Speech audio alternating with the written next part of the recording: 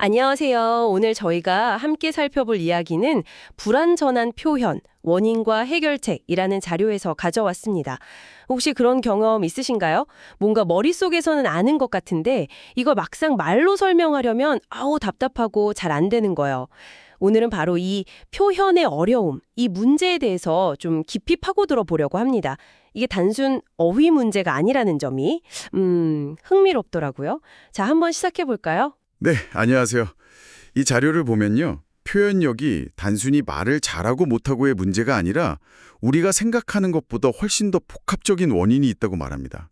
함께 그 핵심적인 내용들을 좀 짚어보시죠. 전이 사실 그냥 아는 단어가 부족해서 그런가 보다 이렇게 단순하게 생각했었거든요.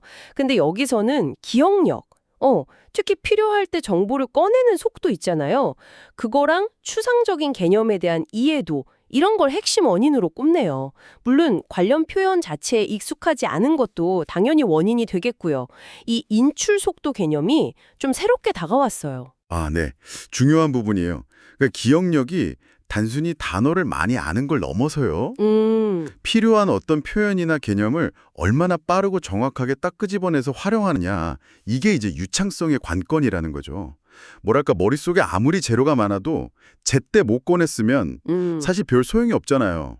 추상적인 개념에 대한 이해, 그리고 관련 어휘를 얼마나 잘 쓸 수 있느냐, 이것도 물론 아주 중요하고요. 그렇군요. 그럼 어떤 경우에 이런 표현의 어려움이 가장 좀 심각하게 나타날 수 있을까요? 자료에서는 몇 가지 좀 복합적인 상황들을 이야기하는 것 같던데요? 네, 맞습니다. 최악의 경우라고 한다면 일단 기억력도 좀 부족하고 관련된 어휘도 빈약한 상태인데요. 특히 교육 기회가 좀 적어서 뭐랄까 정신적이거나 좀 추상적인 개념과 관련된 용어 자체를 잘 모르는 경우를 들 수 있습니다. 근데 이게 다가 아니고요. 정서적인 발달이나 정신적인 발달이 좀 더딘 경우, 또 말더듬 같은 신체적인 어려움이 있는 경우도 있고요. 아니면 정신적으로 좀 굼뜨거나 우울증 혹은 만성질환, 또 어릴 때 성장 환경이 좋지 않았던 것까지도요. 이런 다양한 요인들이 복합적으로 작용해서 정상적인 표현을 방해한다고 설명합니다. 근본적으로 어떤 불균형 상태가 문제라는 시각이죠. 아, 불균형이요. 그 단어가 나오니까 자료에서 좀 독특한 표현을 썼던 게 기억나요. 마법적 관점이라는 말이 있었는데 이게 진짜 초자연적인 그런 의미는 아닐 것 같고 정확히 어떤 의미로 봐야 할까요? 네네, 맞아요. 그게 마법적이라고 표현은 했지만 실제로는 어떤 초자연적인 걸 말한다기보다는 좀 더 전인적, 그러니까 홀리스틱한 접근에 가깝다고 봐야 할 것 같아요. 우리의 영혼, 그러니까 정서적인 부분, 그리고 정신, 사고하는 부분, 마지막으로 육체, 건강이죠. 이 세 가지가 조화롭게 점진적으로 함께 발전해야 한다는 겁니다. 그래야 명확한 표현력을 위한 어떤 건강한 토대가 마련된다, 이런 의미로 해석할 수 있습니다. 그래서 만약 어느 한쪽이 좀 부족하다면, 예를 들어서 기억력이 약하다거나 특정 분야 지식이 부족하다면요, 의식적인 노력을 통해서 여가 시간을 활용해서 연습을 한다든지 자기 개발을 해서 그 부분을 보완하고 균형을 맞춰 나가야 한다, 이렇게 조언하는 거죠. 제가 아니라 내 안에 있는 생각이나 개념 자체가 아직 좀 불완전하거나 명확하게 정리가 안 됐다는 어떤 증거 같은 거군요. 이 부분이 사실 듣고 계신 분들에게도 시사하는 바가 클 것 같아요. 네, 바로 그 점입니다. 우리가 이해했다고 생각하는 것과 그것을 정말 명확한 언어로 풀어내는 것 사이에는 분명히 차이가 있다는 거죠. 이 자료에서는 심지어 이 부족한 표현 상태가 바로 지금 당신의 발달 수준과 성숙도를 반영하는 거라고까지 말합니다. 그러니까 모호하게 이해된 개념은 결국 모호하게 표현될 수밖에 없다는 뜻이에요.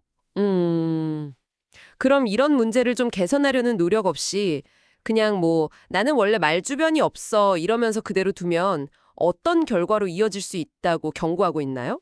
그 부분도 지적을 하는데요. 점점 더 말을 안 하게 되고 과묵해지고 정말 꼭 필요한 말만 최소한으로 하게 된다는 거죠.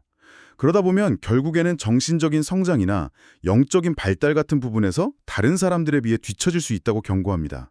그러니까 소통을 잘 못하는 게 결국 내면의 성장까지 저해할 수 있다는 좀 무서운 이야기죠. 듣고 보니 정말 명확하고 효과적인 표현이라는 게 단순히 말하는 기술, 스킬을 넘어서는 문제네요. 우리 내면의 이해도는 성숙도를 그대로 비춰주는 거울 같다 이런 생각이 듭니다. 네, 그게 핵심입니다. 표현 부족의 원인이 정말 다양하게 얽혀 있긴 하지만 중요한 것은요. 우리가 의식적으로 노력하고 꾸준히 자기 개발을 하면 충분히 개선될 수 있다. 이런 희망적인 메시지도 함께 담고 있다는 점입니다. 네, 오늘 저희 이야기를 들으시면서 혹시 당신이 자신의 생각이나 감정을 말로 표현할 때, 아, 나는 이 부분이 제일 어렵다 하고 느끼는 지점이 있으신가요? 그리고 그 어려움을 넘어서 좀 더 나은 표현을 위해서 아주 작은 것이라도 어떤 시도를 해볼 수 있을지 잠시 한번 고민해보는 시간을 가져보시면 어떨까 싶습니다.